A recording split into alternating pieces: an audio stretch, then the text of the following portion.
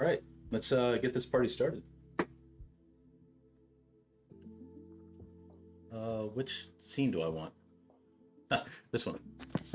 Hello, everyone. Soul Commodore, back at you again. Back in my comfy sweater.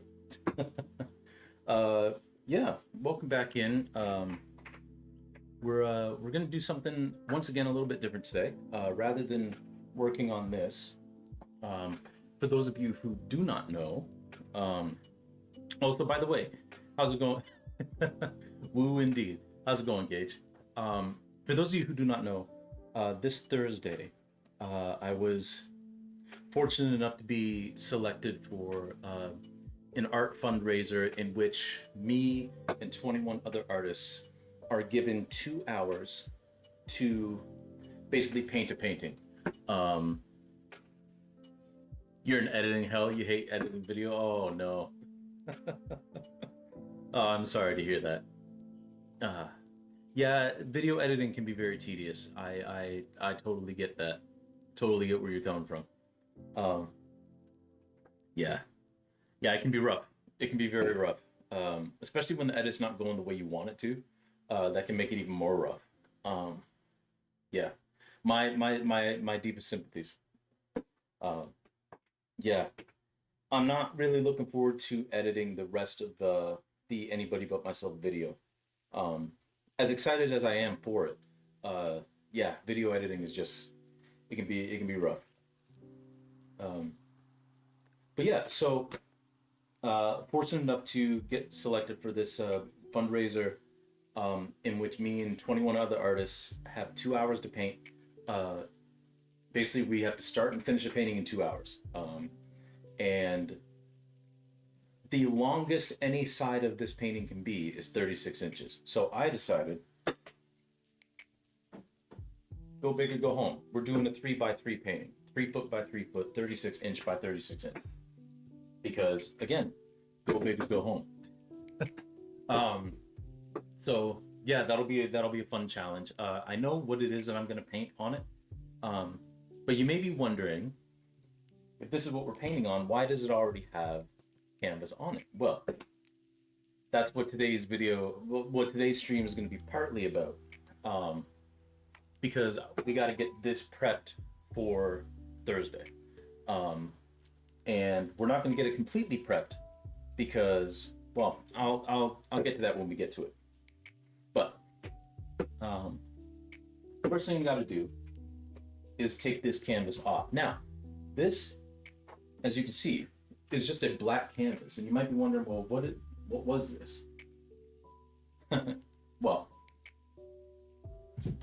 so what used to be on this stretcher was actually this painting right here.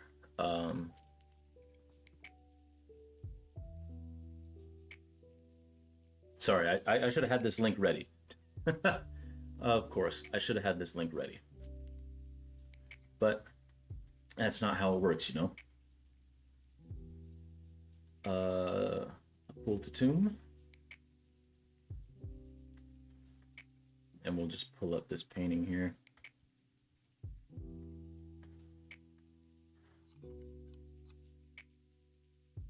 There we go. I'll drop this link in my own chat. That's the painting that used to be in this. It's called Adjacent. And I realized the other day that rather than going out and buying a new, buying wood to build a new 3 by 3 stretcher, this one was 3 by 3, and I might as well just use this, you know? I mean, why not? So I went out, instead of going out and buying new wood, having to build this thing, I'm just going to repurpose this one. But I pulled the face off of Adjacent, which is just a fancy term of fancy way of saying I pulled the painting off of the painting. Yeah, the chair. Yes. And what I found was this underneath. Now, I was younger then, and I was dumber. So rather than trying to take this off, because I didn't have the tools to actually take these staples out at the time, I just decided to stretch a canvas over this, which, you know what, if you're in a bind, it really isn't the worst thing, but you want to avoid it if you can for two reasons. One, this is fabric, right? Canvas is fabric. Whether it's linen, whether it's actually like burlap like canvas, it's fabric. And what happens when you have two pieces of fabric back to back? Moisture can get caught between the layers, and of course that can lead to like mildew, mold, you know. If you're in a temperature controlled place, probably won't happen, but if you're not in a temperature controlled place, something that can happen. And you want to avoid that. Secondly, because this is fabric, what will happen over time is the canvas will start to sag. And that's because, again, it's very susceptible to atmospheric changes and moisture in the air. So the canvas will sag, it'll wrinkle, and the way to solve that is just spray some water on it and put some heat on it, right? And it'll tighten back up. Well, it's very hard to do that when the actual surface of the painting is not what's on the back here. Because right now, obviously this is the front, this is the back. If you stretch another piece of canvas in front of this, this is still the back of this original piece of canvas, right? So you won't be able to alter or anything like the actual face of the painting that you want. So that's another reason why you want to avoid that. I didn't, because I was younger and dumber and didn't have as much money. And I did not have the staple puller to actually pull out all these staples. So that's what we're going to start with today, is we're just going to have a nice little vlog where yours truly is just going to be pulling staples out of this thing. So I know, sounds like a whole lot of fun. Not really, but we'll make it fun. What's the best way to do this? I guess we'll just do this. So, got our handy dandy staple puller here. Exactly, it's got to get done. That's most things in life. They just got to get done. And for those of you who may not be familiar with staple pullers, I'll show you from this way what we're doing. I'll do it with my left hand. So we got a staple right here, right? You're just going to wedge the puller underneath it, use leverage, and you're going to pull the staple out. There we go. Simple as that. Now, not all staples will cooperate that well, but you know. You think you're done editing for now? Unless you need to fix or change anything, that's fair enough. What is it that you're editing, if you don't mind me asking? Personal project, commission, stuff for YouTube, a previous stream. See, this, there we go. That staple was being stubborn. Now it's being even more stubborn because it won't fall out of the thing. There we go.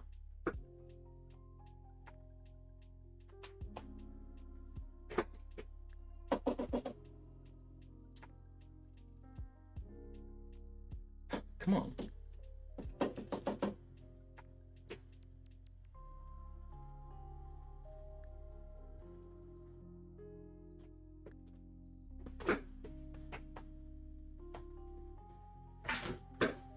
Yeah, just the dulcet tones of pulling staples out, you know?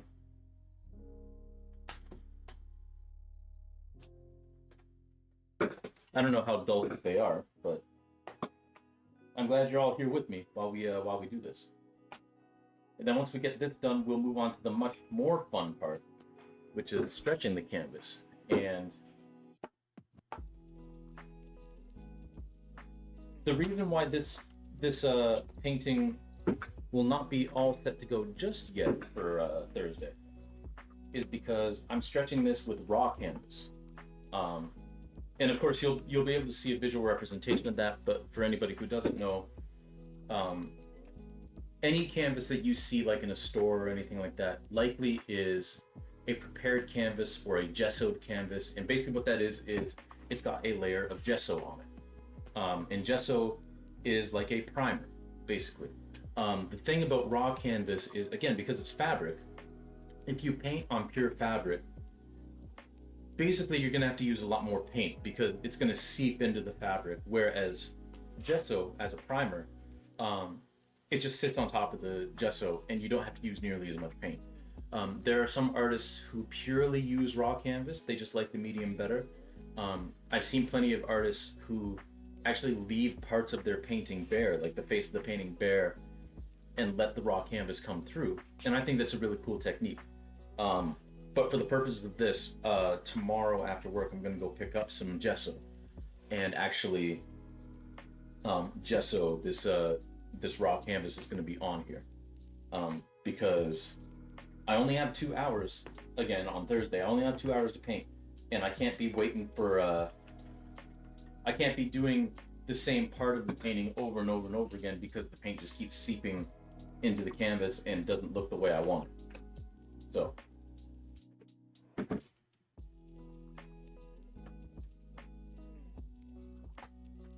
But before we get into all of that, we got to take these staples.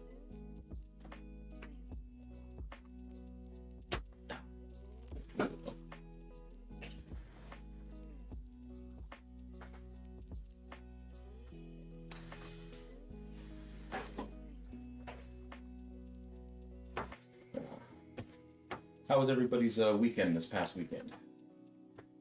My wife and I hosted a we call it a potato party for some friends and family.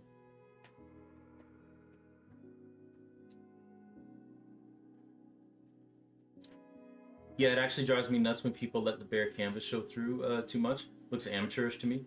Fair enough. Fair enough. I don't mind it within certain contexts. Um, there's a painting, for instance, um, that Francis Bacon did near the end of his life called Bull.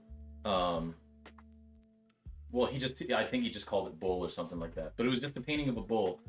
And 3/4 of the painting is just the bare canvas. But I don't know. In that case, it kind of looks nice. It's kind of like unfinished, which is fair because like he died before he could finish it. Um, I don't like the look of raw canvas when you put paint on it already, and you can just see like the raw canvas seeping through the paint because they didn't put enough paint on it. That to me looks a little amateurish. But that just looks like you accidentally didn't put enough paint on the canvas. But hey, different strokes for different folks. We had D&D, nice. Working on Twitch stuff. Fair enough. That's different. That's an intentional thing. Yeah. Okay. Yeah. So we agree with the stuff that drives us crazy. Yeah. No. When it's an intentional choice, I like that.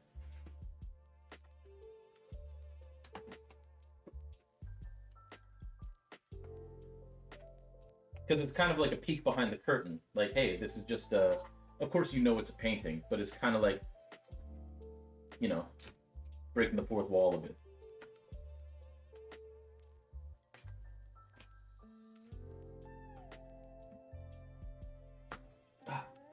But nice. How did the D&D campaign go?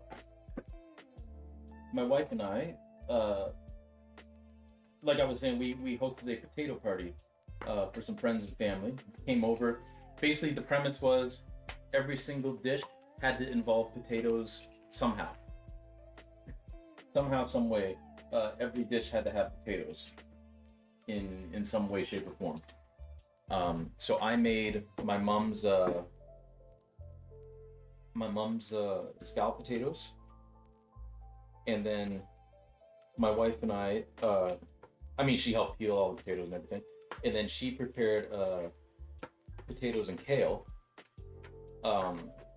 with some sausage, and she prepared the kale part. I once everything was mashed and the kale was all put in there, I dressed it up the way that my dad does his mashed potatoes, and it made for a lovely couple of dishes. And then brother-in-law and his fiance brought a mochi and some vodka, potato vodka, and there was some friends that brought some homemade pierogies and some mashed sweet potato, which was very delicious.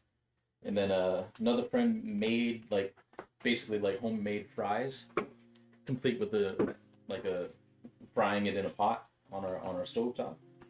You know, it's a very very delicious day. I don't want to call anyone out, but like, I like that you could see the white of the canvas through cringe. Fair enough. The party had fun, but our poor DM's computer crashed and threw off our plans. Oh no, that's a shame. That's a shame. I'm glad y'all had a fun time despite that.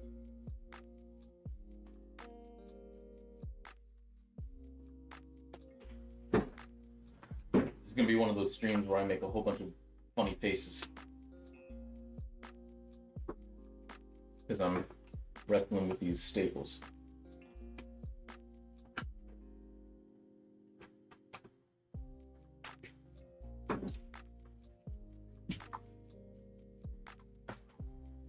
But you just take your time, move along, you know, do what you gotta do.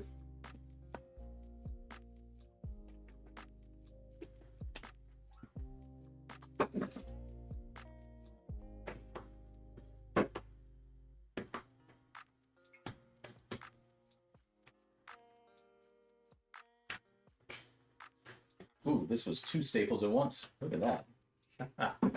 Not bad. Two staples at once. We're feeling ourselves. I don't know what I was doing the way that I stapled this. It's like amateur hour.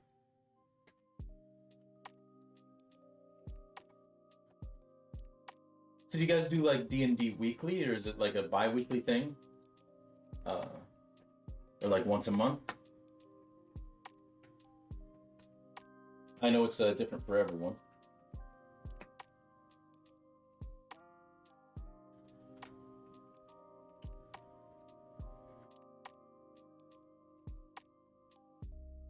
Doing this is definitely a good way to build up some calluses. Ah, twice a month. Nice, nice. Very cool.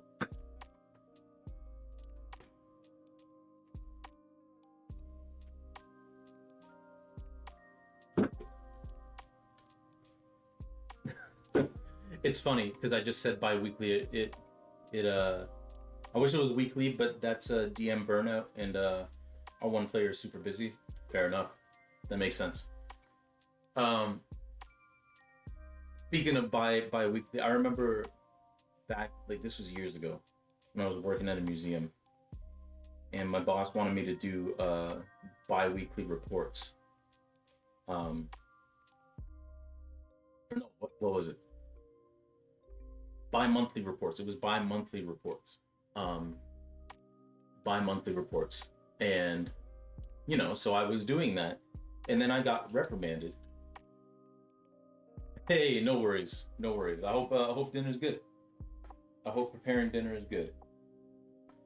Um, so yeah, I was tasked with doing bi-monthly reports, and I was doing them, and then I got reprimanded because she was like, "I'm not getting these reports." Hey, hot dogs are good. There ain't nothing wrong with hot dogs. um, and I'm like, "What are you talking about? I am doing these reports. I'm doing them bi-monthly, like every 2 months." And she's like, "No, bi-monthly means twice a month." And I'm like, "That doesn't make any sense because bi-weekly doesn't mean twice a week. Bi-weekly means every 2 weeks. Therefore, bi-monthly should mean every 2 months." But that's not what she meant. She meant she wanted a report twice a month. And I was like, well, then that would be a bi-weekly report, not a bi-monthly. And I since learned, because I was like in university when that happened. I since learned that it means both things. It means both twice a month and every 2 months. Yeah, exactly. Unfortunately, it means both things. Uh, but hey, that's all right. I got reprimanded for a bunch of stuff at that job that was kind of silly.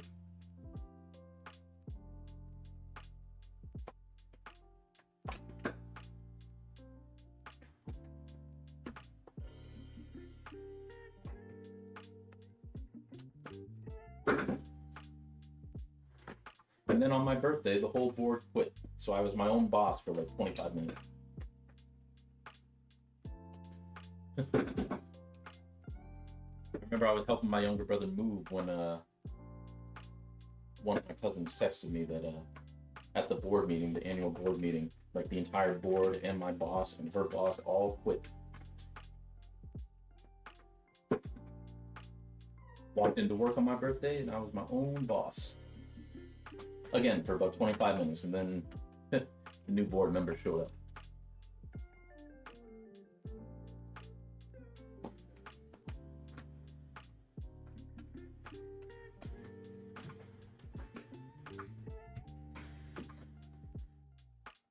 All right, we're getting close. After we finish this, we only have one more side to go. Then we can actually start stretching the new canvas.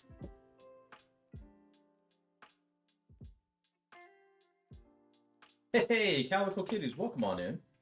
That is wild, isn't it? Yeah. That was a wild day. But how are you? How have you been? Hope life's been treating you well. Right now, we're just pulling staples out of this old canvas because we're going to stretch it with a new canvas. But before you can do that, you gotta take out these old staples. Because again, you really don't want to stretch new canvas over old canvas. Doing all right? That's good. That's good. I'm also doing all right. You know, can't complain too much. Wife and I are just enjoying life. I was saying we just had a potato party in which every one of the guests, including ourselves, had to bring a dish that involved potatoes somehow, even the dessert.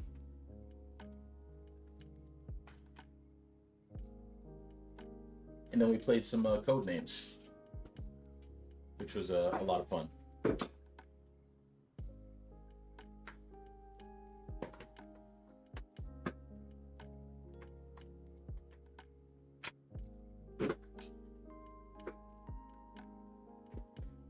But yeah, life is going well. We're basically preparing a canvas for a art fundraiser that I'm doing on Thursday, in which me and 21 artists are facing off against each other in a race against the clock to finish a painting in 2 hours. And what was the potato dessert? Oh, my brother-in-law and his fiance brought over mochi, like mochi balls. That had some kind of fruit flavor. I forget which fruit flavor it was.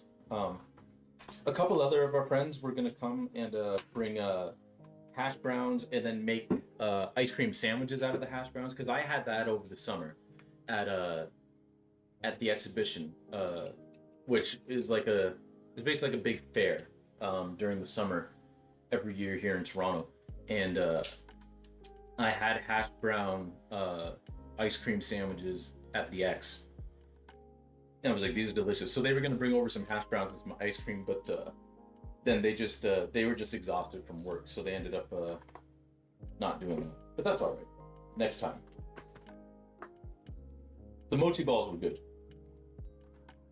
I'd never had mochi before, so I was like, you know, trying new things is a good thing. And they were tasty.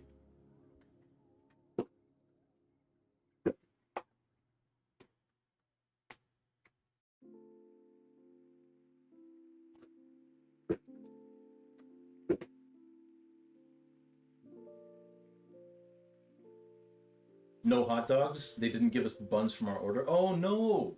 I hope there's a plan B. That's a bummer.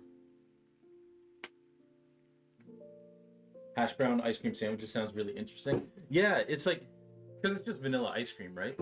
I mean, vanilla is a very complex flavor and it's a very good flavor.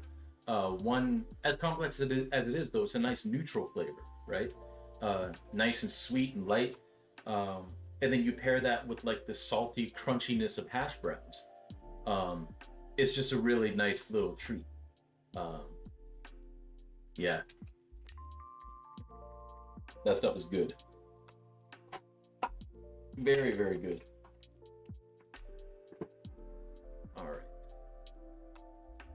gonna check something on here, make sure everything's good on website end. Yeah, everything's good. Cool.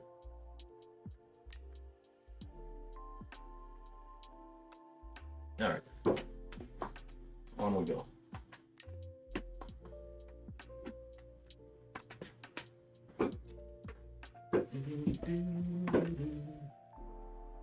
We're almost done. We've only got half of this stretcher bar to go. But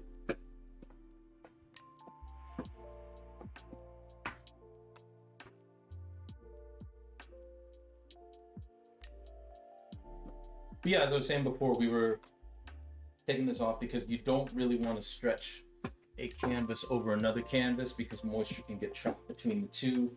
And also it's really hard to get the wrinkles out of the face of the canvas if you can't access the back of it because there's another piece of canvas underneath it. Now, of course, if you're short on funds or you don't have one of these staple puller tools or any other way to get whatever you tacked the canvas to the stretcher with, if you don't have a tool to like take those out, then of course you do what you got to do. You know, you do what you got to do. But if you can help it, you should try to pull, if you're going to reuse a stretcher, you should try to pull the old canvas off first.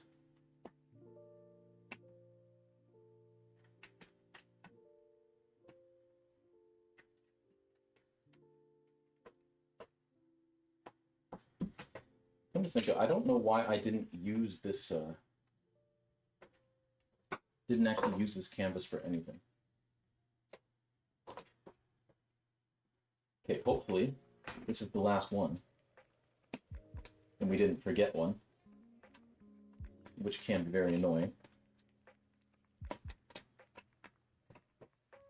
All right, let's see, moment of truth.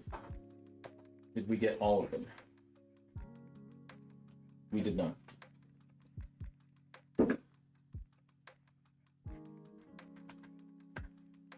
There's one still there. Is there a theme for this contest? It's kind of funny. They gave us like a bunch of different, there was like 30 different themes that you could pick from. So I picked nomadic. A lot of them were actually very like, kind of like lonesome like that, which is kind of funny. The theme in terms of like, there's no dress code or anything, but because it was Halloween, they were like, costumes are appreciated, and the color theme for the night in terms of guests is black and white. So wear black and white if you want, and wear a costume if you like, and then you got to pick your own theme for the painting itself.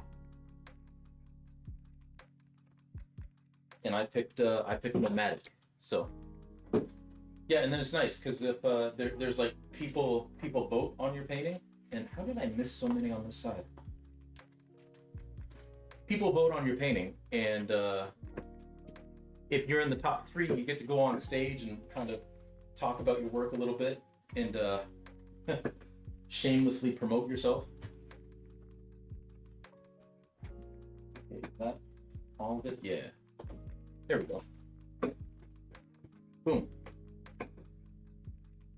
The stretcher bar has been freed. I built that really solidly. Nice. So now we're just going to roll this up. I'm probably not going to use it for anything, but you never know. I might.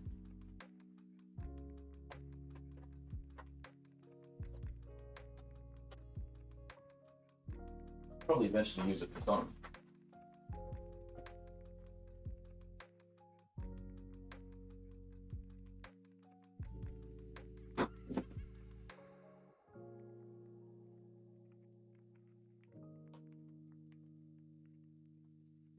And rolled here. All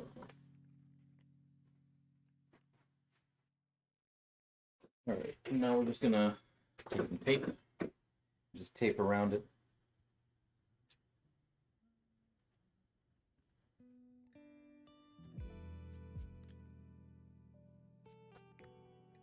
And not write a name on it or anything, because this isn't actually a painting, so there is no name. All right, and then we'll throw this over here.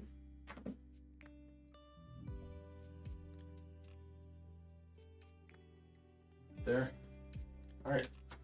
So with that, the next step is to move to the floor. So I'm going to put up my be right back screen while I move everything to the floor, get everything ready for that, and then we will start stretching. So I will see you all in, it's kind of funny.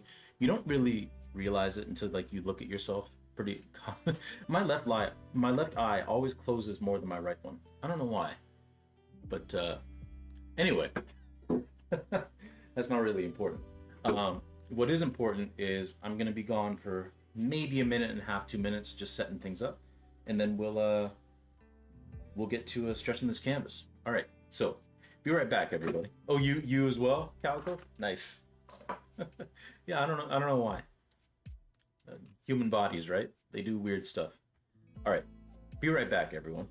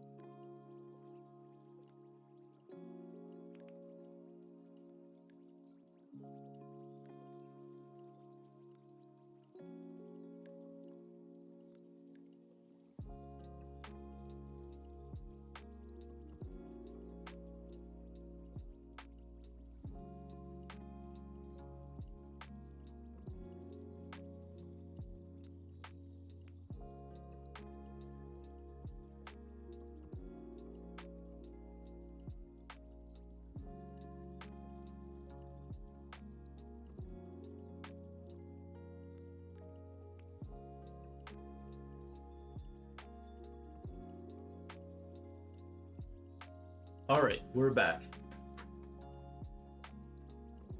Um, almost. We're almost back. Yep, do something.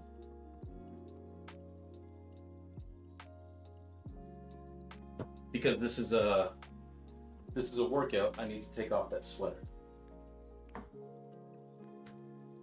There we go. Now, the thing about raw canvas, as you can see here, this canvas, there's no white on it. There's absolutely no white on it. It's completely raw canvas.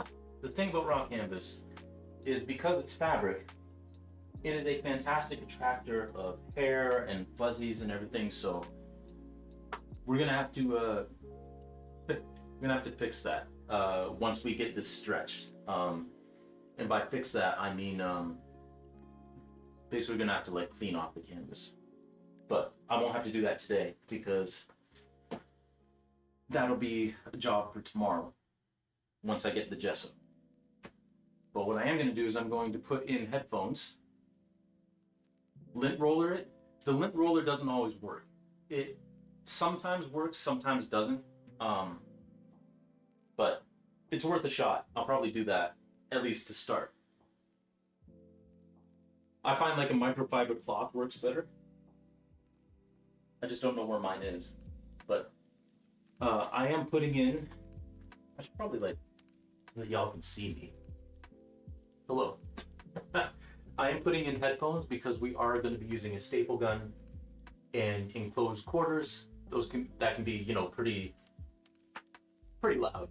So we're going to protect our ears because this is the closest thing I have to earplugs right now.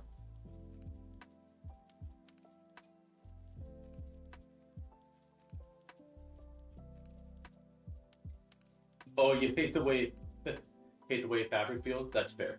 That's fair. A lot of people do. I don't mind it too much myself, but I definitely understand it. It is a bit of a weird feeling. All right, so with raw canvas, you're basically going to stretch it the exact same way that you do a gesso canvas, which is we're going to start doing end to end on the brace, like just putting in a staple here and staple there on the brace, and then we go across, and then we put two here, two across, and then two here, two across, and then we just keep spreading out, changing the sides every single time. I'm just going to move over here to do this side.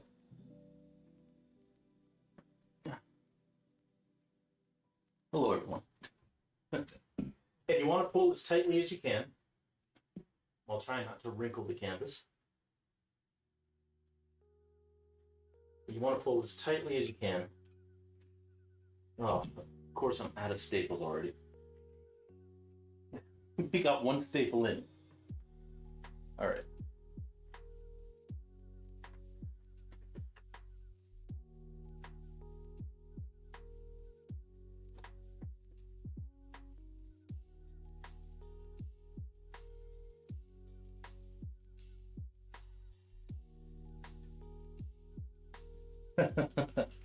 Hello. All right, now we're good. Now, unlike prepared canvas, you do, I find, have to pull a little bit harder to stretch raw canvas, but it's not like awful or anything.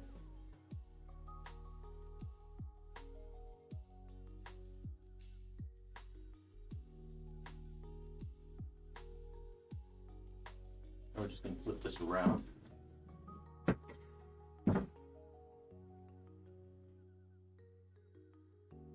And then once this is attached, we can just do that over and over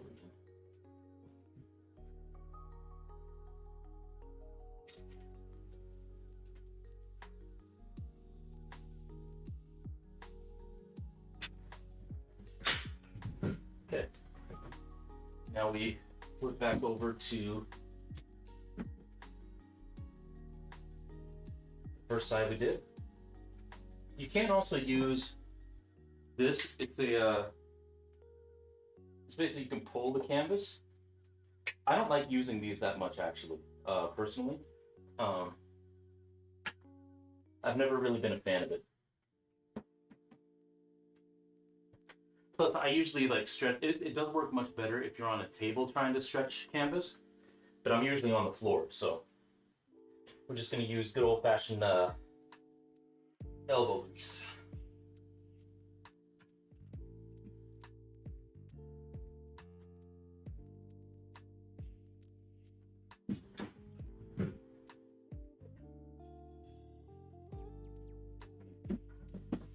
Flip this around. And you always want to go opposite side to opposite side.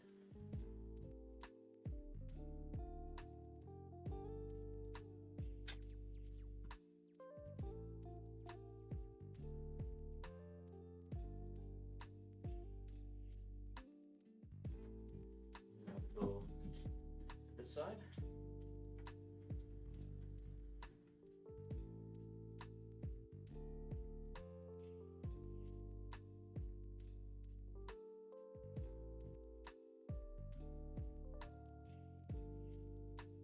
As tight as we can.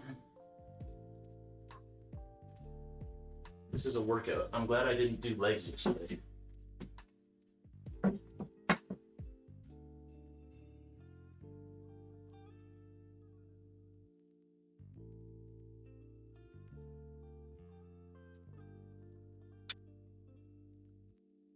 Oh, actually I messed that one up. Ah.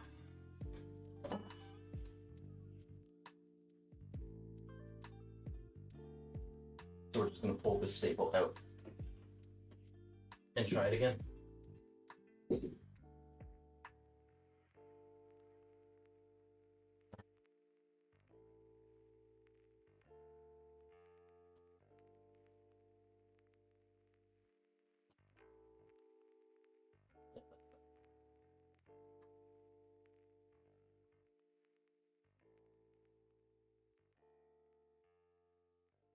And you do want to try to pull it tight enough so that you get these kind of like angled bits in the corners. If you skip leg day, leg comes for you. Yes, yes, it's true. I chose sleep instead, and it wasn't happy with me.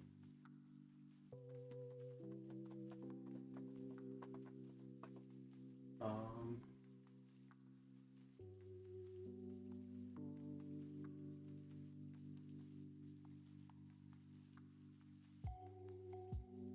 Basically, I'm putting these staples like just a couple inches apart.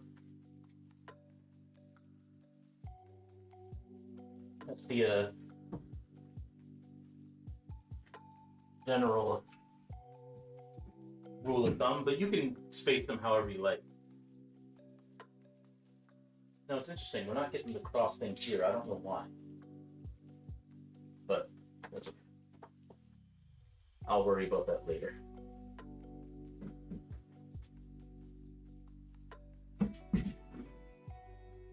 But this is just slow and steady. This is how you stretch a large canvas. Because 3x3 is a large canvas.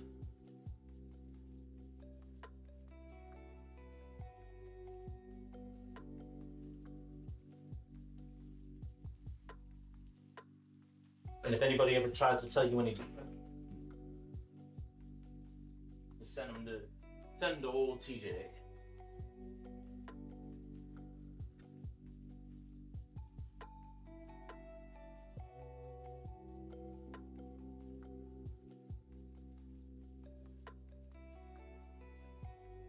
You know what it is? It's not even so much the legs, it's the hips. I really need to stretch my hips more.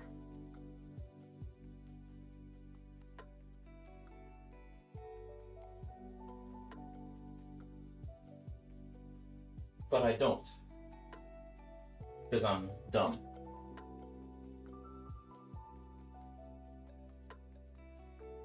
This is also going to be a good workout for your fingers. That's what this is supposed to help with. Because it gives your fingers a break. But again, this is much better served if you're using it on a table, because you get more leverage than you do on the floor. And yeah, I just can't be bothered with it. Thankfully, this wasn't too expensive for something that I very rarely ever use. So. I also find that with raw canvas, it's a little bit too strong. I got this cord out of here. There. Like it's a little bit too rough.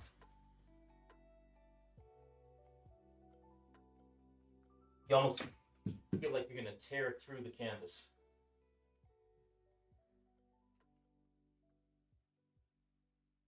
All right. We're getting there.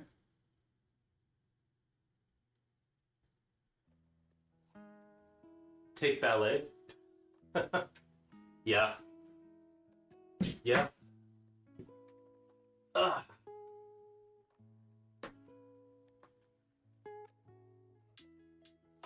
Actually, it's funny because a lot of people, a lot of real macho men will be like, "Well, ballet, that's not for me." It's like, hey, Arnold Schwarzenegger did ballet.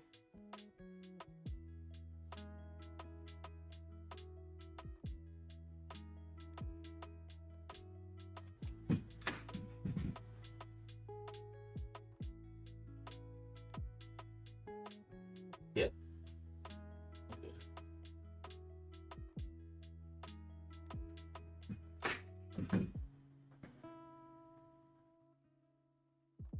The amount of strong and flexible you gotta be, yeah, I miss it.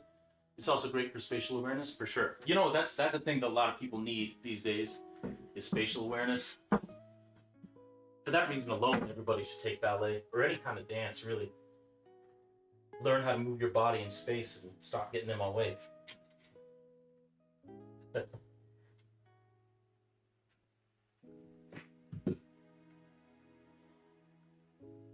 All right, we're getting there.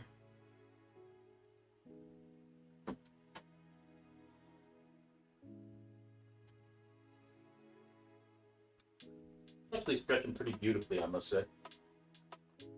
Pretty happy so far. But we're not done yet, so we'll see if that happiness subsides. Let's hope not.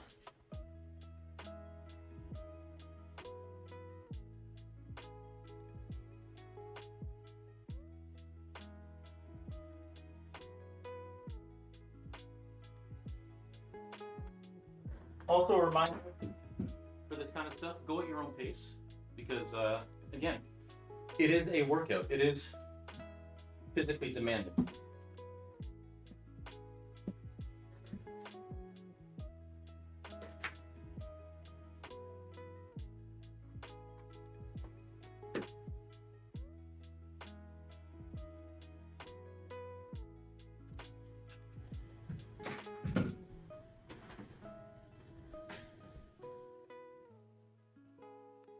Especially if you're working on a larger scale, like this.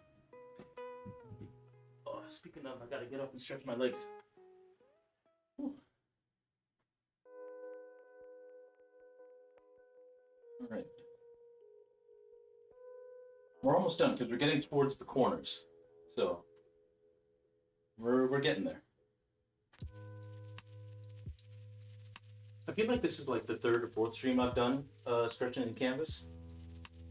I never get tired of it. I hope you guys don't get tired of it.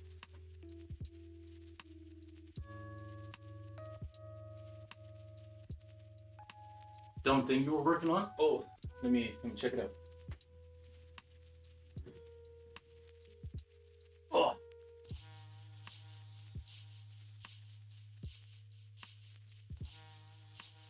I had the worst spatial awareness day yesterday. I stubbed my toe and whacked both hands on every corner of every counter cabinet and table I was there. Ooh. Yeah, that's rough. Sorry to hear that. I've never stretched canvas because I'm lazy. that is fair. That is fair.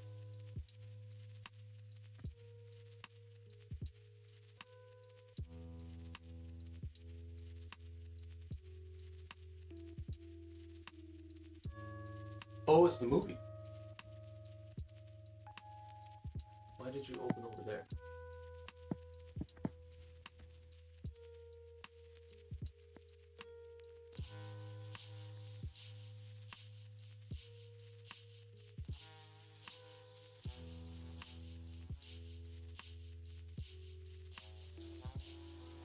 Yo, that's dope.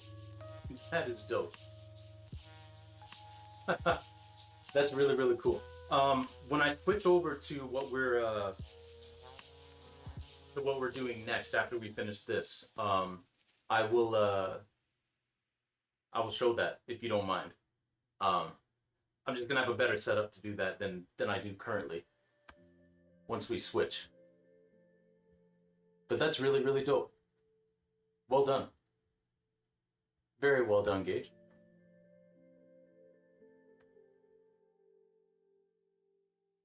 Thanks, y'all. Just some tiny bruises, not too terrible. Well, that's good. That's good.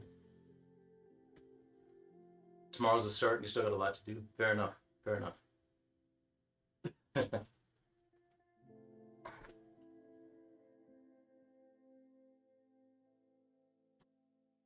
I appreciate that, Gage, but I can't do anything. I can't do whatever. I can't divide by 0.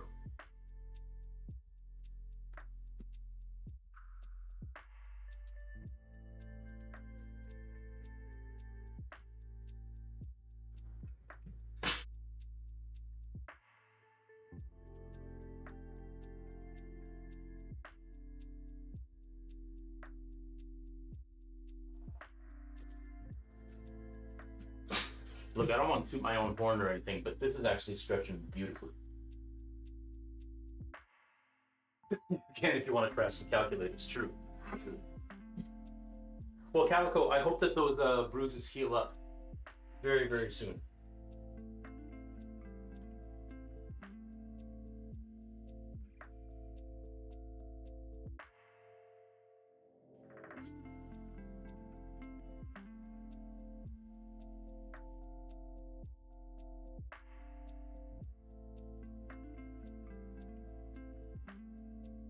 Oh well.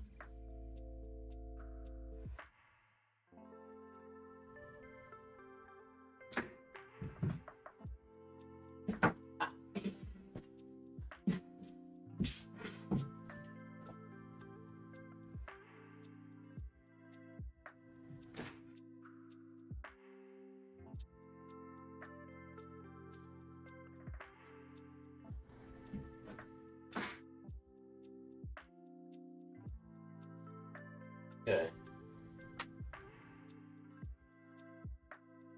I didn't do this side. Oops.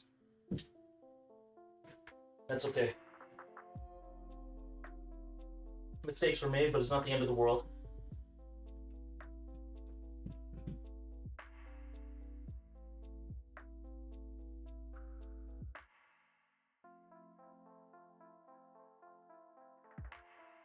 Here we go. All right. Get pretty close to the corners. So I think I want to do 2 more on each side. Yeah, and then I'll pull up the chair and we can staple the corners together, up close and personal, on the other camera.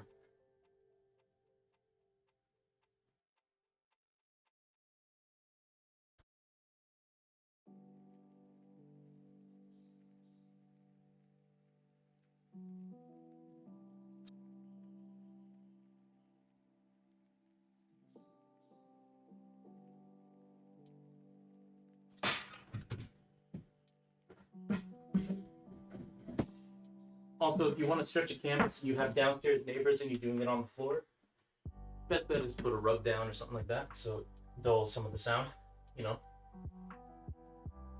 Just be kind and courteous.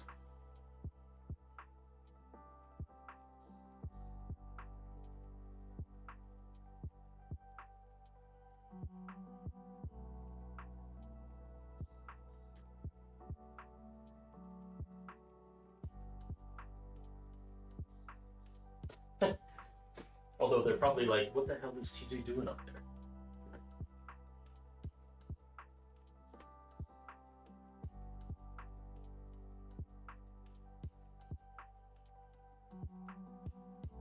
Pulling in the corners can be more difficult. Just because you're running out of room between the stretcher bars.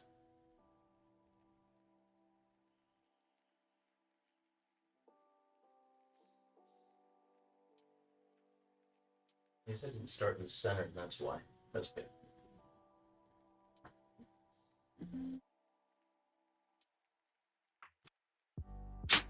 I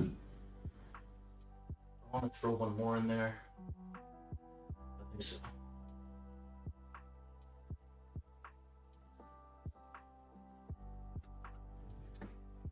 Even with that side, it's possible.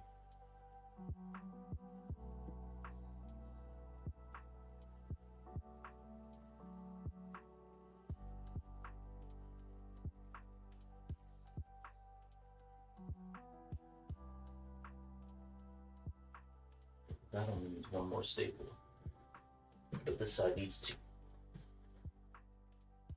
So we will do 2.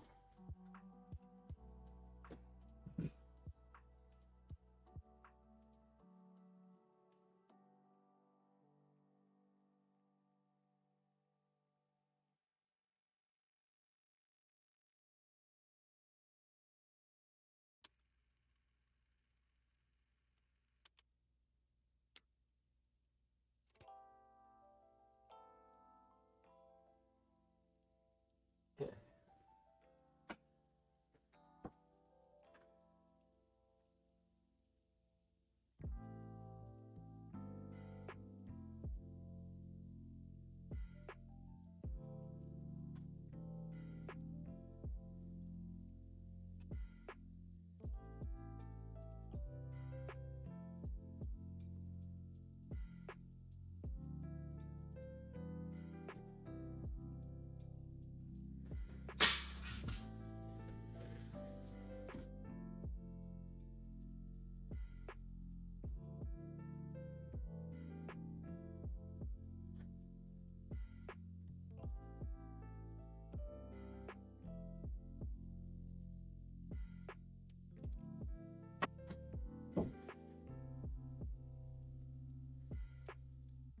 That side's okay.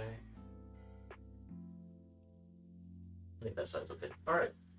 So we have the majority of the canvas stretched. Now we move on to what a lot of people find the trickiest part, And they're not wrong. The corners. But I'm gonna pull up my chair and show you all what to do with the corners.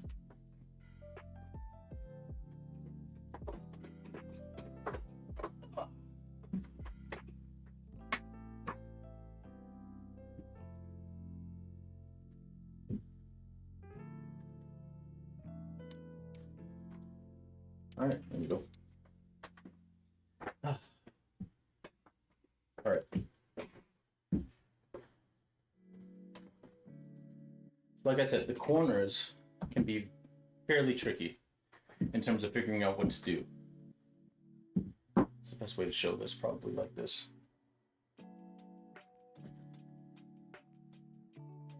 And there's a couple of different ways to do corners, but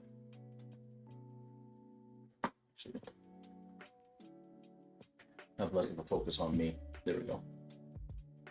So there's your standard triangle corner that looks something like that, right? And there's a couple ways you can fold that.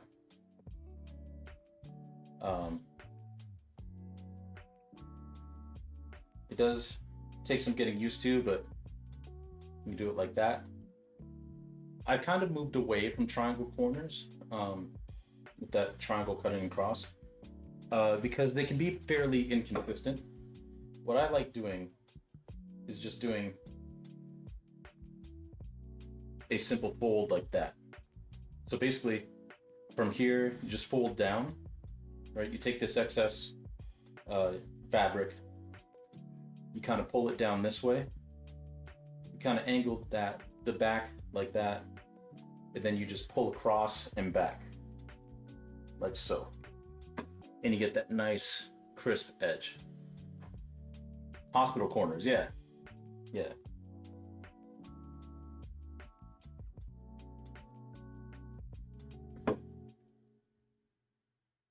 You want to pull that as tight as you can, just like everything else. And then just put in your staples.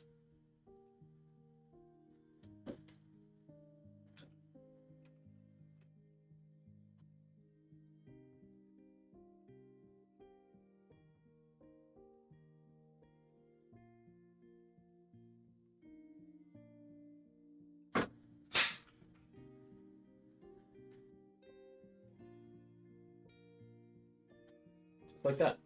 And that's one corner down. Now, doing it the opposite way on the opposite corner, because I do want it folding back the same way, isn't too difficult.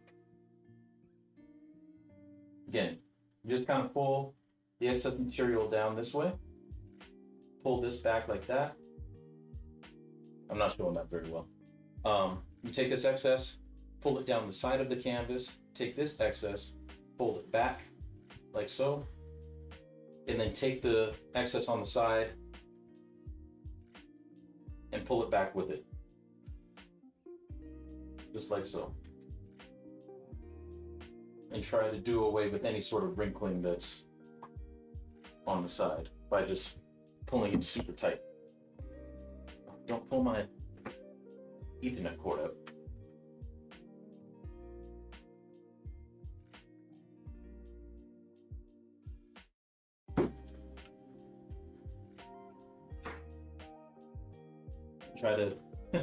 Try to get your fingers out of the way while you staple it as best as you can. You don't want to accidentally staple your finger.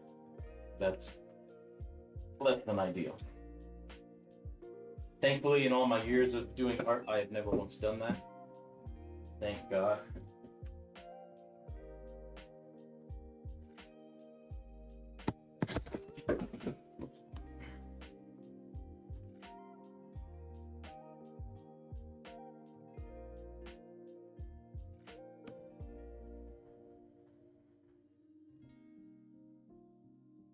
You're supposed to put yourself into your work. That is true. That is true. You are supposed to do that. I guess I'm not a real artist. I'm just gonna pull this down tighter.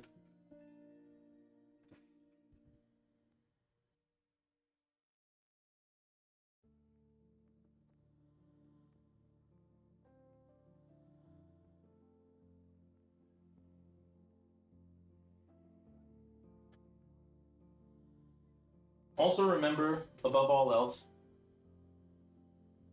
this doesn't have to be perfect. As much as you may want it to be, it doesn't have to be.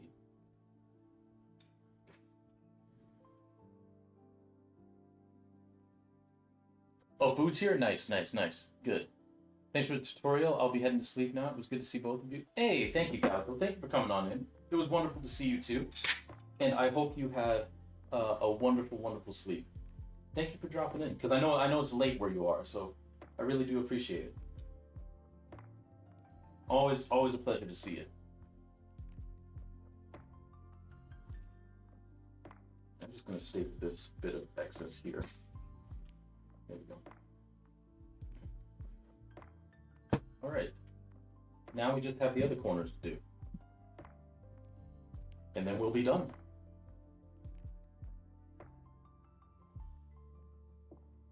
So again, what you want to do? Oh. I just knocked the painting off the wall. Oops. It's okay though. It's fine. I just knocked the painting behind me off the wall.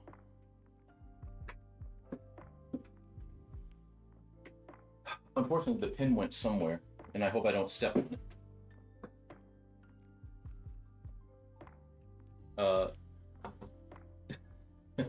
Actually, I'll be right back.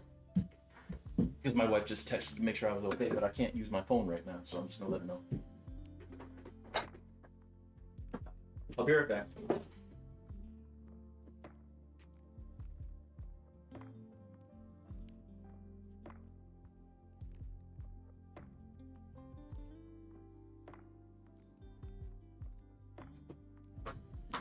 All right, I'm back. We're good. I knew that was going to happen one day. Move this painting over here. Now, where did that pen go? Oh, there it is. All right.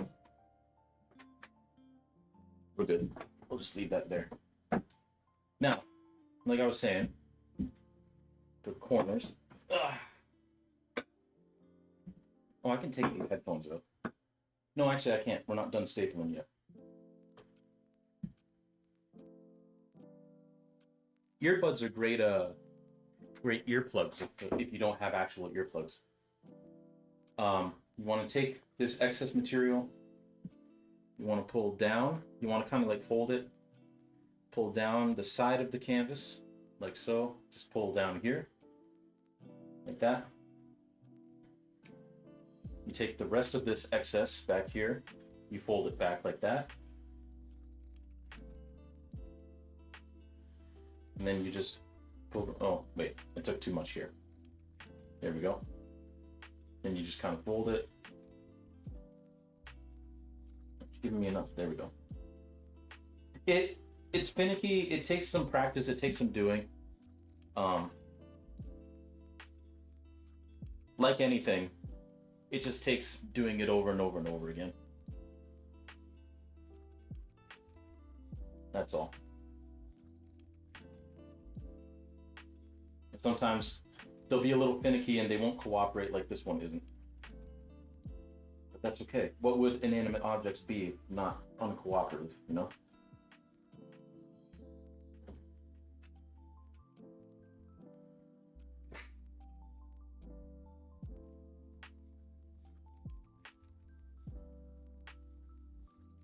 I'll just do a couple across here.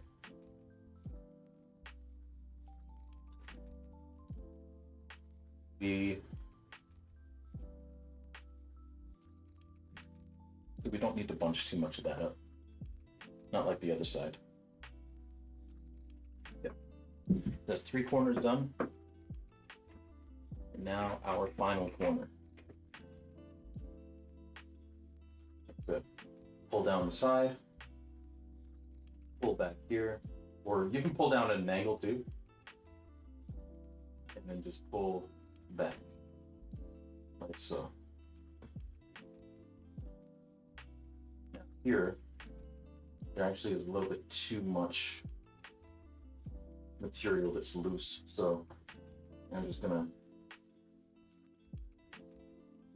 one more stage here.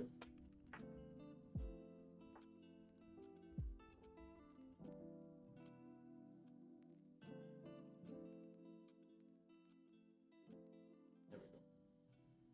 And I'm just going to pull that tight, like so.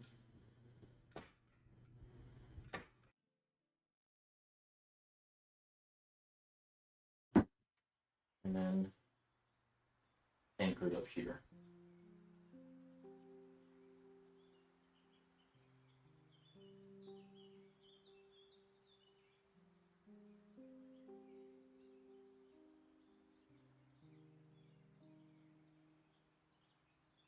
Go.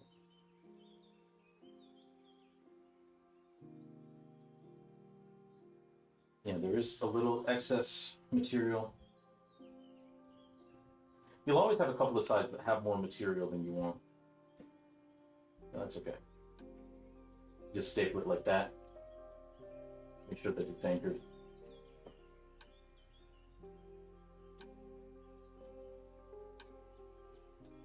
There we go. Do the same thing on this side.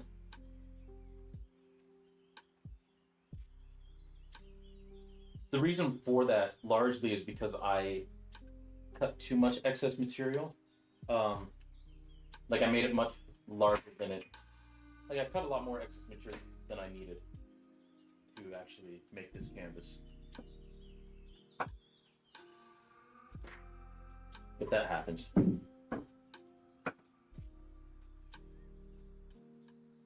Like on the borders, I had way too much material, but that's okay.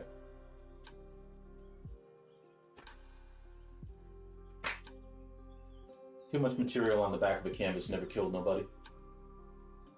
Okay, and there we go. We have our completed canvas. Now you will see there are a few wrinkles here and there, nothing too egregious, nothing too bad. Those will tighten up between time and gesso, because we're still going to put the gesso on this, right? Which again is just like the primer that goes on a painting. You know, we're just going to put some gesso on this and it'll be good to go. It'll tighten things up because as the gesso dries, it'll tighten everything. And then if we need to tighten up further, we just spray some water on the back of the canvas and take a blow dryer to it, or put it over like a vent, or even honestly just spray it with water, put heavy weights on it, like a bunch of books, or if you have like actual weights, just put like a towel down and put the weights on top of that on the back of the canvas, and that'll take care of all the wrinkles. But yeah, so with that, I'm going to go to the Be Right Back screen once more, and we're going to have, I think we're going to have a little cozy writing time to close out the stream. So I'm going to just set up my little nook over here. It'll be the same room, but it'll look a lot different. And we'll do some writing to end out the stream. And I'll explain what we're writing once we get there. But stay tuned, everyone. I'm just gonna. Where's there it is. All right, be right back.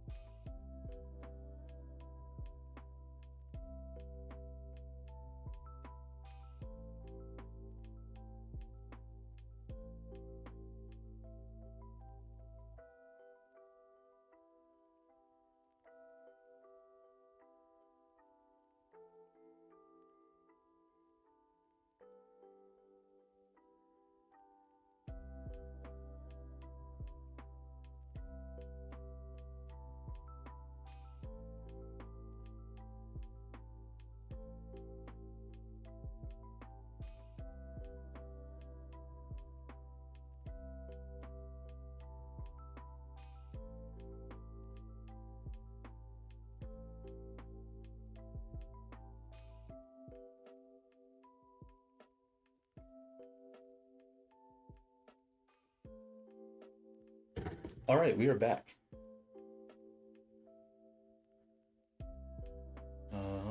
Art chat, that's what I need. Yes.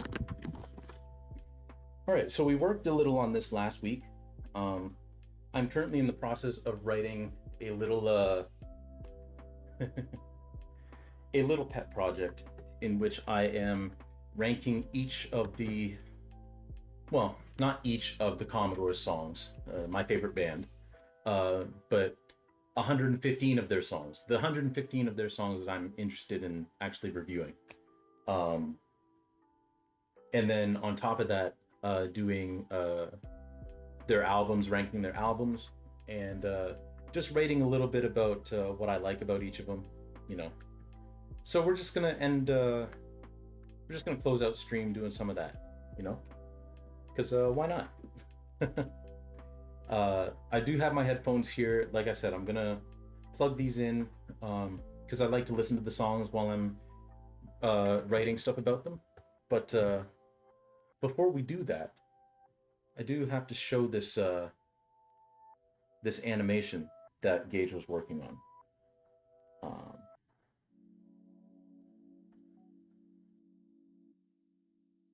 I'm gonna actually have that just repeat.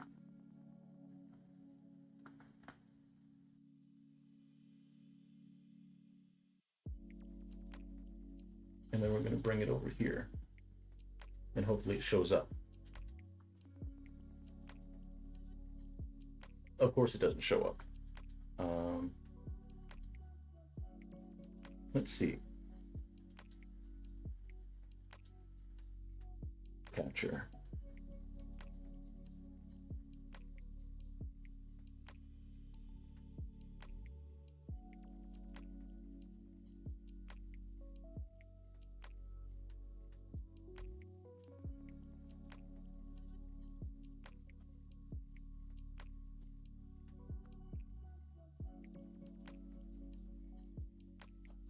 It's not working.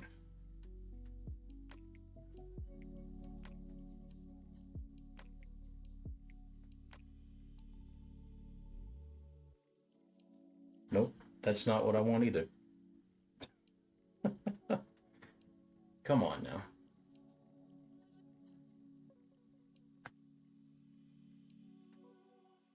Okay, hold on. This happened last time I tried to do a video too.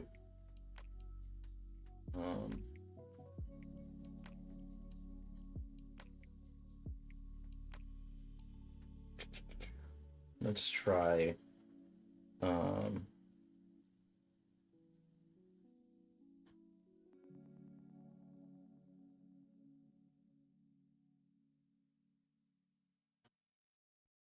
Capture maybe.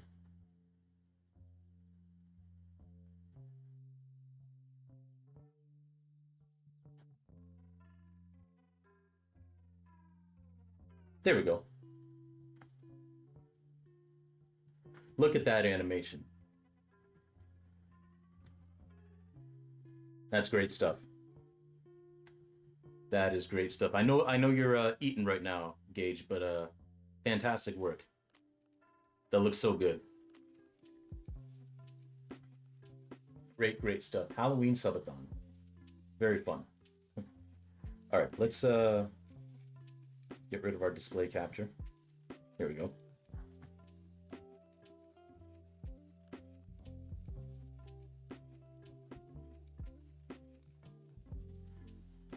Boom. All right.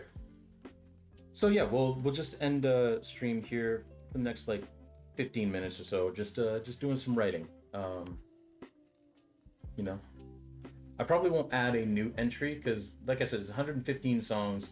We've gone from 115 to, I believe, 48, or at least 49. Yeah. So I think what we're just gonna do is we're just gonna do some editing. Add a few things here, add a few things there, you know.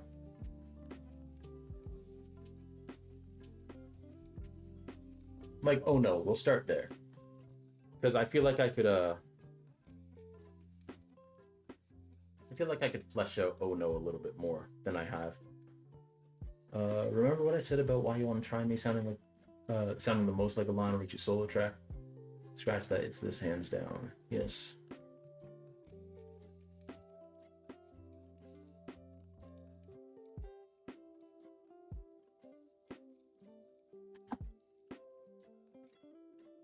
On the guitar solo,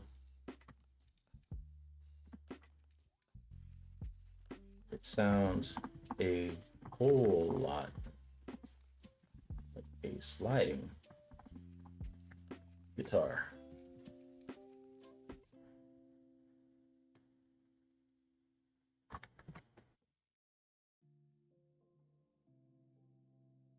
Planning for Love Lost and tasteful vocals without much in the way of acrobatics.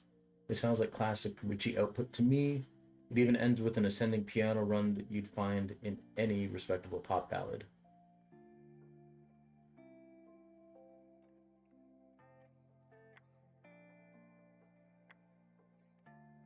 Pretty tame. It's a nice listen anyway, and extremely singable, which is part of the reason it is ranked so highly. I love singing along to this. Richie had much better balladry in his holster, no question, but he also had worse. See, Just Put Some Love in Your Heart from the solo debut. So this ends up being pretty pleasant in contrast. And if it's not your cup of tea, it's barely over 3 minutes, so you don't have to deal with it for long. But you should give it a listen. It's a great little tune that'll stay in your ear all day. And at the end of the day, that's Richie's bread and butter. I've never really liked the way that I ended that.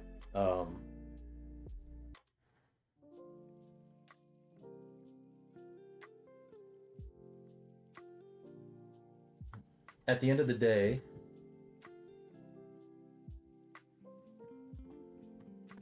isn't that all you're really asking for from a song?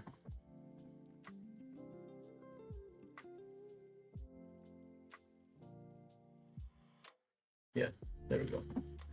Now, what can I write for the particular note? What is it that I want to note about this song? It's a very good question. I've already talked about the slide guitar solo.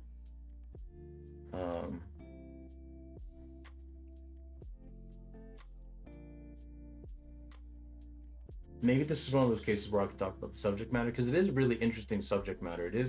It's a love song. It's a love ballad about a love lost, but it's weird because the main character in the song, Lionel Richie, obviously,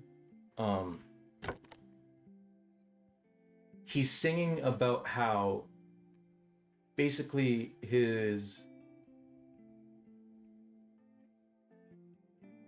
the romantic interest in the song is basically two-timing him, and he's aware of it but can't walk away.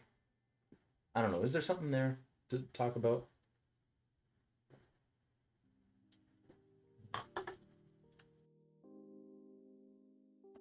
It's a little bit like their song "You Don't Know That I Know," but she does know that he knows.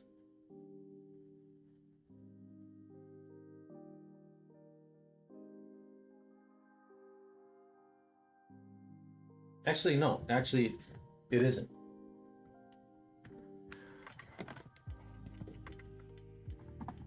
The subject of this track is treading territory that had previously been explored with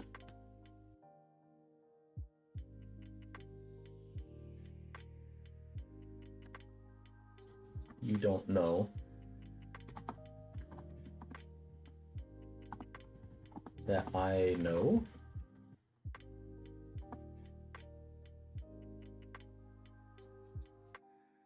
And strikes pretty. Don't worry that it's bolded. I'm gonna unbold it later once I'm done writing. Pretty familiar ground with Richie's previous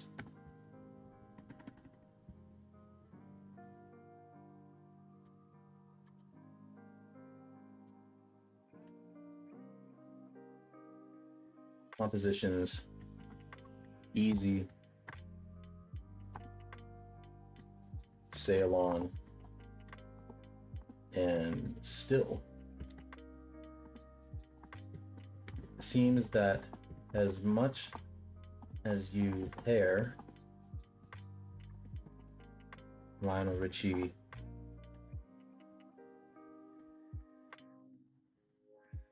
seems that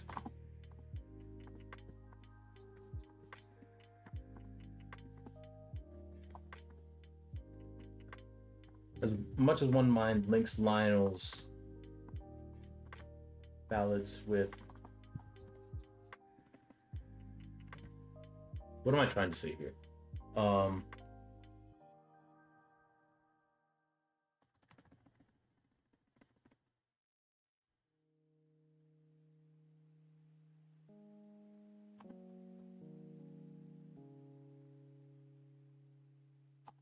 Because basically what I'm trying to say is like Lionel Richie has obviously a lot of love songs, a lot of songs where he talks about how in love he is and everything. But some of his best ballads with the band are actually songs about him falling out of love. Easy, Sail On, Still, Oh No, you know, which seems counterintuitive. um,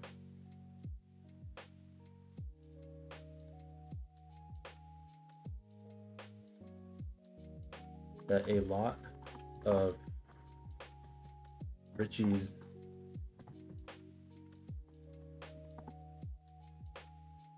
balladry with the band actually had lyrics that involved falling out of love.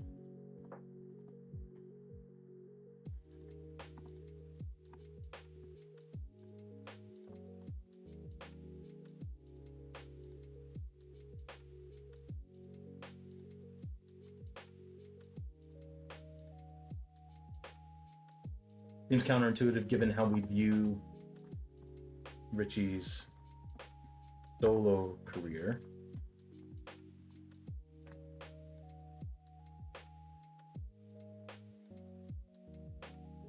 I'm gonna put output. What the band actually had lyrics that involve falling out of love.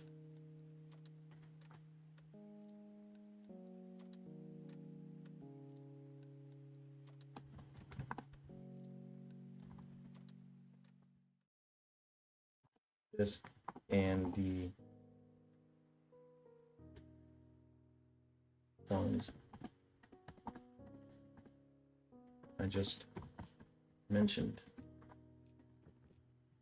involved relationships falling apart.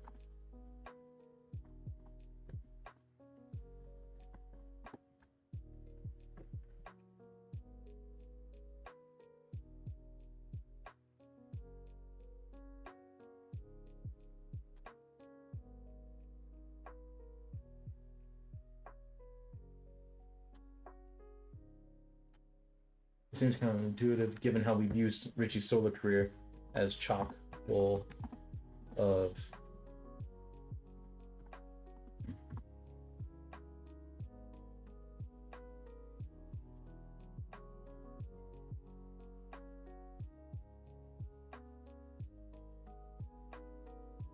love can conquer all type sentiments. Yeah. Subject of this track is treading territory that had been previously explored with You Don't Know That I Know, and strikes pretty familiar ground with Richie's older compositions, Easy, Sail On, and Still. It seems a lot of Richie's output with the band actually had lyrics that involved relationships falling apart.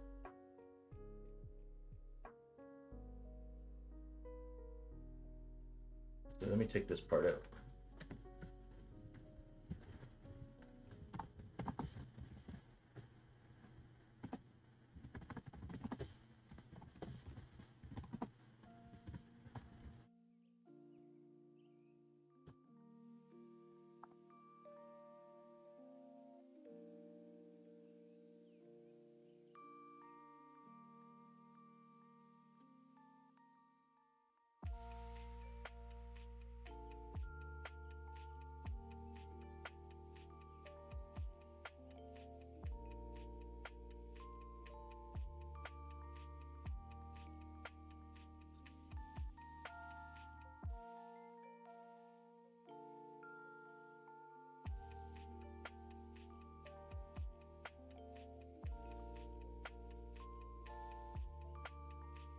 And it seems that a lot of Richie's output with the band actually involved relationships falling apart. Seems counterintuitive given how we view Richie's solo career as chock full of saccharine, love can conquer all type sentiments.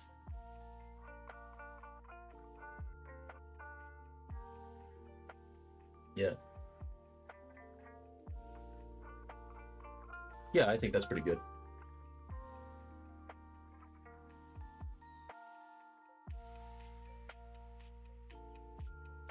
Yeah, because in Easy, uh, I mean, the second lyric in that song is "Girl, I'm leaving you tomorrow." Still is about a relationship that's come to an end. Um, Sail On is about a relationship that's come to an end. Oh No is about a relationship that's on its way out. He didn't write You Don't Know That I Know by himself. The entire band wrote that song. But that's about like finding out that your partner is cheating without them knowing that you know that they cheated. Um, yeah, it's very interesting. Three Times a Lady is like a what I said, they're like a saccharine, like love will conquer all type of love song. Um, where Richie's talking about how much he loves the women in his life. Um, but yeah, because I'm trying to think about his ballads. Uh, because Sweet Love wasn't about a relationship; it was about love as a whole. Um,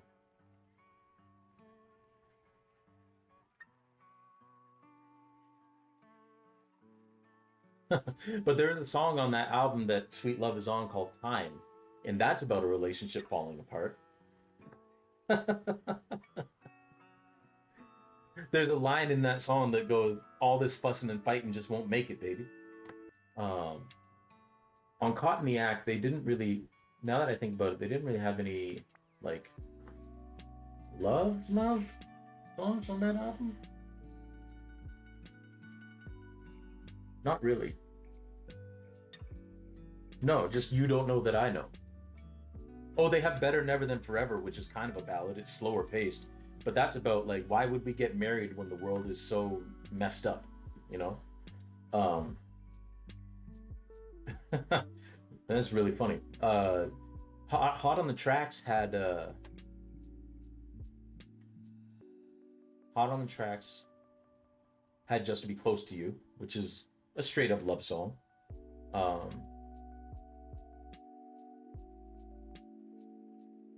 yeah, and then Commodores had Easy. Um,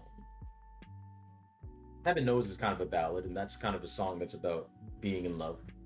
Um, then of course Natural High had Three Times a Lady, um, and Say Yeah, which is about wanting to have sex basically.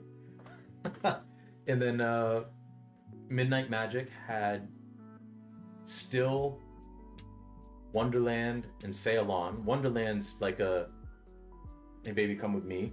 Oh, and Loving You, which is a love song, straight up love song. Um, but a lot of those songs Richie didn't just write by himself. The ones that Richie wrote by himself, by and large, seem to be very much like oh, this relationship's falling apart, which is very I never really clued into that. You had Kiss from a Rose stuck in your head. I mean, that's a solid song. That is a solid song. But welcome on back. We're just finishing out the night with some writing and me just talking to myself about the Commodore songs. Um,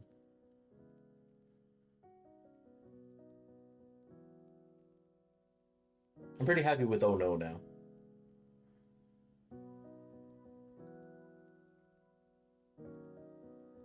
I'm just gonna end this with weird because that's something I would say. How many have I done now? To be honest, I haven't really touched this since the last time we did this, so I'm still at 48, like working on 48. Um, Closing in on 25,000 words, but uh, yeah, I just haven't between like just the kind of week it was last week in terms of busyness, and then what we did over the weekend. Oh, I forgot to mention over the weekend, my wife and some friends and her parents and her friends' parents um, went to go see Darius Rucker, and I'm not a huge fan of Darius Rucker, so I just ended up walking around Toronto like for a couple hours, and that was really nice. I forgot how much I like walking around that city. Um, that was really really nice, and it was kind of rainy too. It was nice. It was my kind of vibe. Um, Darius Rucker, he's the lead singer, or was the lead singer of Hootie and the Blowfish. And then he kind of went solo and did like just straight up like country. Um, like his most famous song, I think, is probably Wagon Wheel. Um, yeah, I mean, by all accounts, he's a lovely human being, which is really good. In a world chock full of celebrities that are not good human beings, he seems to be a solid dude, and more power to my wife and everyone else who went that loves his music. It was really really funny because his concert was going on at the same time as a game one between the Jays and the Dodgers in the World Series, and the concert ended during the bottom of the sixth inning when the Jays went up 9 runs. So yeah, I'm not a big fan of country either, but like the country that I do like is like outlaw country, like Johnny Cash and all them. Um, but hey, different strokes, right?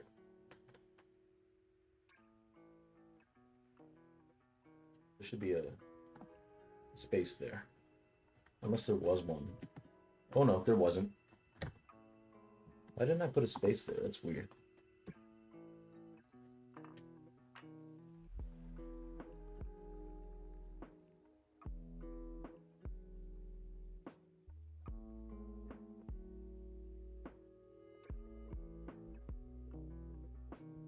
What else could we work on?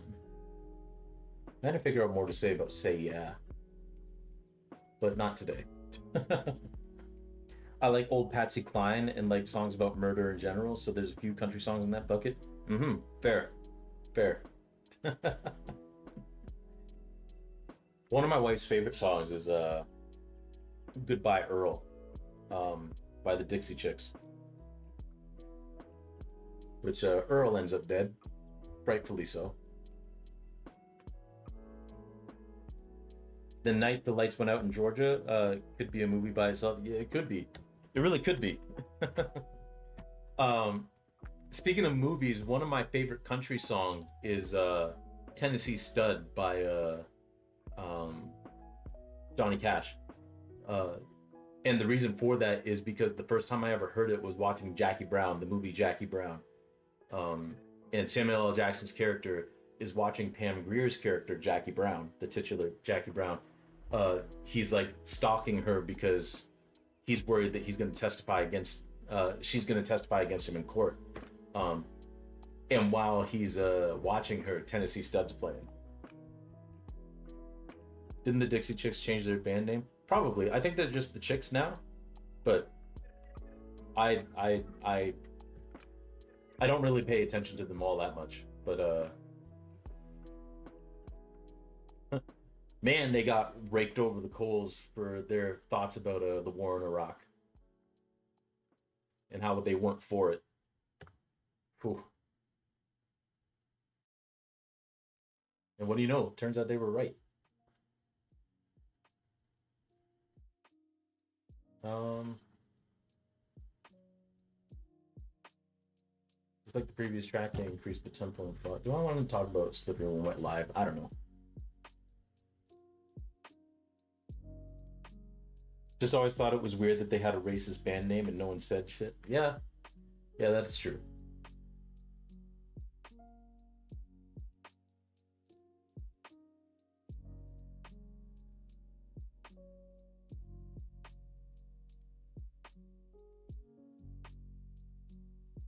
And no one really did. It's like Lady Antebellum changed their name too because of the associations with the antebellum South, with being involved. Well, I mean, it's antebellum after the war, after the Civil War, and they changed it to Lady A, which is really funny because there was already an artist named Lady A who was like, wait a minute, but um, I don't really have much more to say about any of the live songs.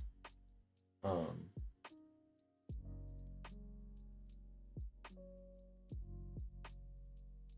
I'll change Wonderful to Lush.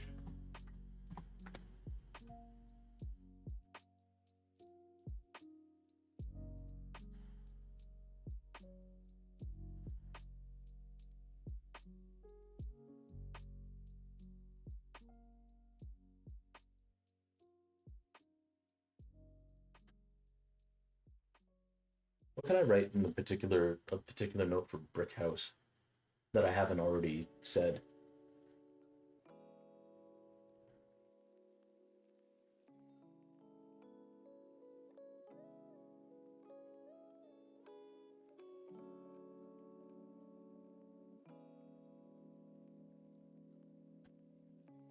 Have I changed the order of the songs at all since you first started?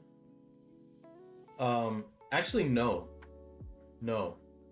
Um, it was pretty well set in stone. Well, actually, I think I did change one ordering of a song, but it was so long ago that it was months ago, so I can't even remember what I changed. But it was a song that I was actually, I'd rather have this here. Um, but I can't remember what it was. I do want to read you as before we sign out. I do want to read you a paragraph that I think is gonna get me in trouble. Well, it won't get me in trouble. No one's gonna read this. But so Brick House is at 64. Brick House might be the Commodore's. No, Gage, I was right the first time. How dare you? No, it's a very valid question. I actually found that once I started ordering the songs, it was pretty easy. They all kind of fell into place. Like I said, there was only one that I switched places with another because I was like, actually, I would rather listen to this song than that one. Um,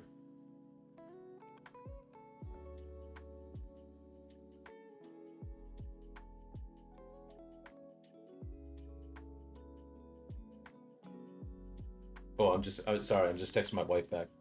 Um,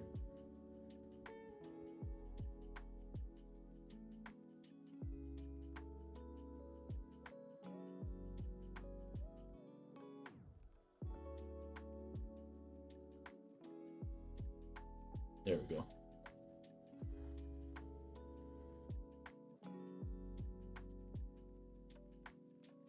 All right. Yeah, so Brick House is at 64 because Brick House, I love the song. It's my least favorite song on the album that it's on, Commodores, their self-titled album. Um, um, Allow me to reiterate my rubric. It started with me ordering the songs from least to most favorite on every album before sorting them into the master list. Uh, there are albums out there where I love every single track, like Stevie Wonder's Inner Visions or Kendrick Lamar's To Pimp a Butterfly. Commodores is one of those albums. But when ordering best to worst, something has to be last. And even if you love it, and in this case, it happens to be Brick House, which is probably one of their most well-known songs. That and Three Times a Lady. Oh, she's doing okay. She's had a bit of a rough few months. Yeah, she's doing much better now. She's doing much better now. So, things are looking up, very much so. Uh, but thank you for the sentiments. I appreciate it. I know she appreciates it too. Um,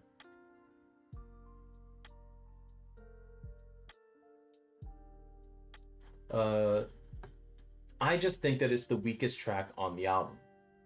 And if we look at the other five funk tracks on the record, Squeeze the Fruit is punchier, Funny Feelings has more depth, Funky Situation is somehow funkier, Patch It Up has more groove, and Won't You Come Dance With Me combines the best elements of all of them. And I like all three of the ballads better, which are Easy, Zoom, and Heaven Knows. Brick House just ends up with the short end of the stick, and as such, is the worst song on the record. But of course, I love Brick House. I walked up to my. Ooh, that's what I'll talk about. In case any of you are still dismayed about the fact that one of the band's quintessential songs is this far down the list, and think that I must secretly hate it.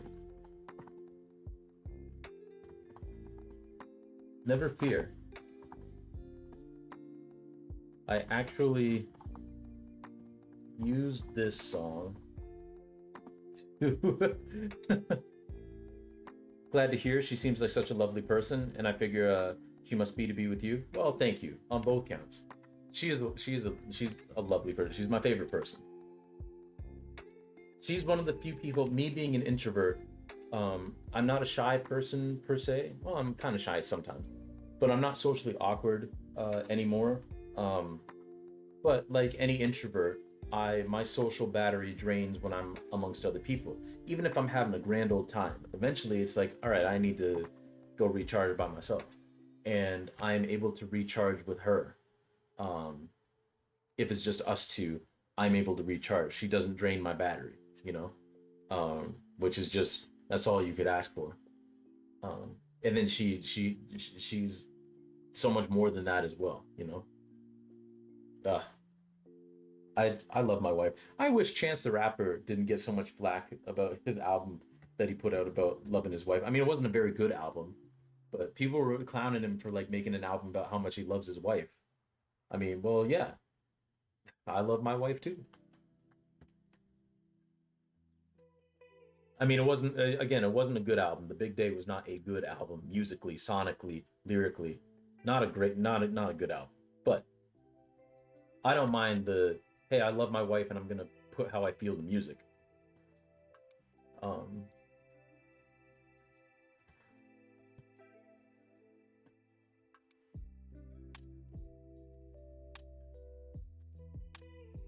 I actually used this song. I actually used Brick House to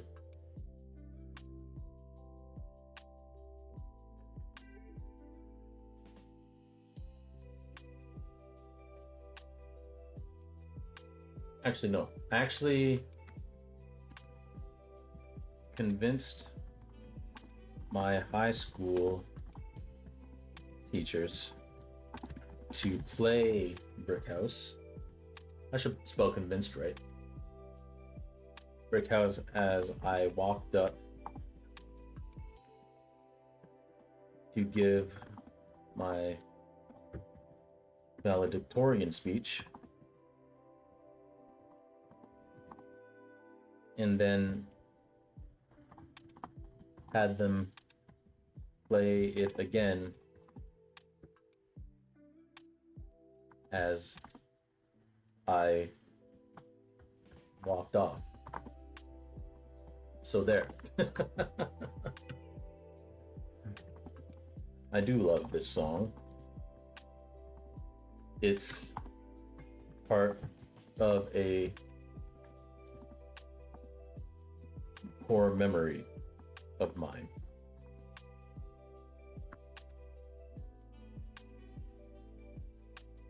It's part of multiple core memories of mine.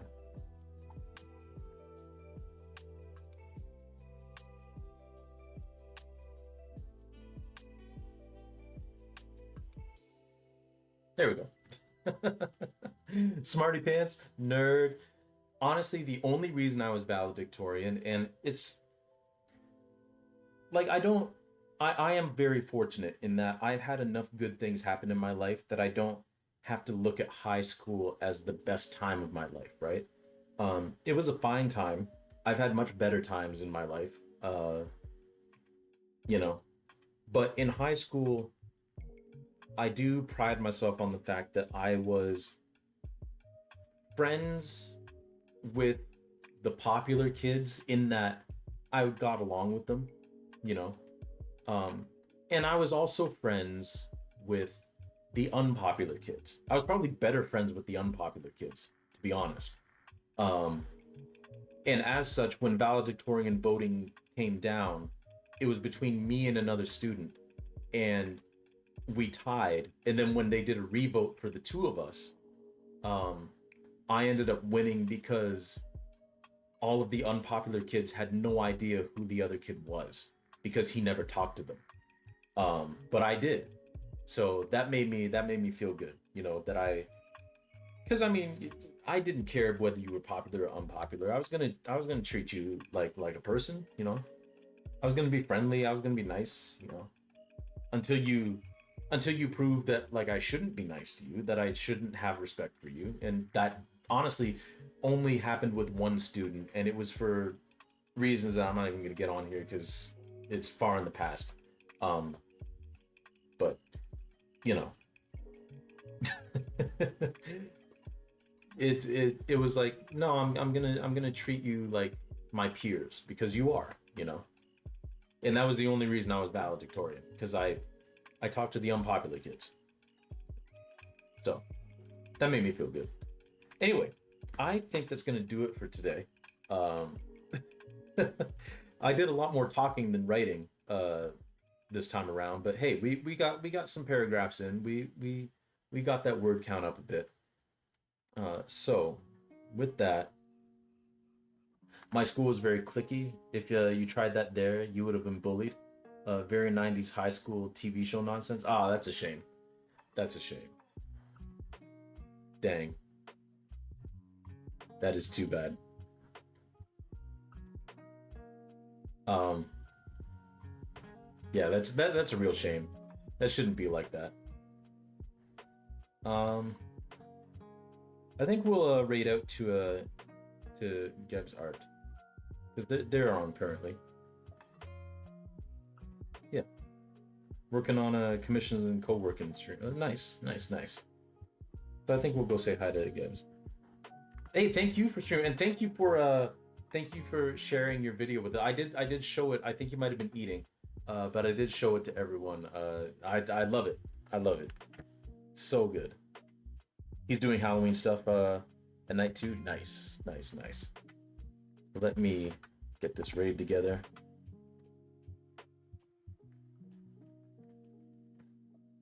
There we go. I'm gonna have to raid and run because I'm going to go on a walk with my wife. Because it's nice weather out. It's nice fall weather, and yeah. Oh, at Gibbs plays. Ah, fair, fair. Uh, but yeah, we're gonna go say hi to Gibbs. Thank you all again for coming on in. Thank you all for hanging out, Gage. Thank you all for hanging out, having some fun, watching me put this canvas together and do some writing. And yeah, let's all go say hi to Gibbs. We are going to stream again on Wednesday. We're gonna do the end game of Paper Mario Thousand Year Door because Thursday, um, I won't be streaming because I'll be painting live. So, so we'll see you guys Wednesday, 6 p.m. We'll play some more Paper Mario Thousand Year Door. All right, take it easy, everyone. Good to see y'all, and have a fantastic rest of your night.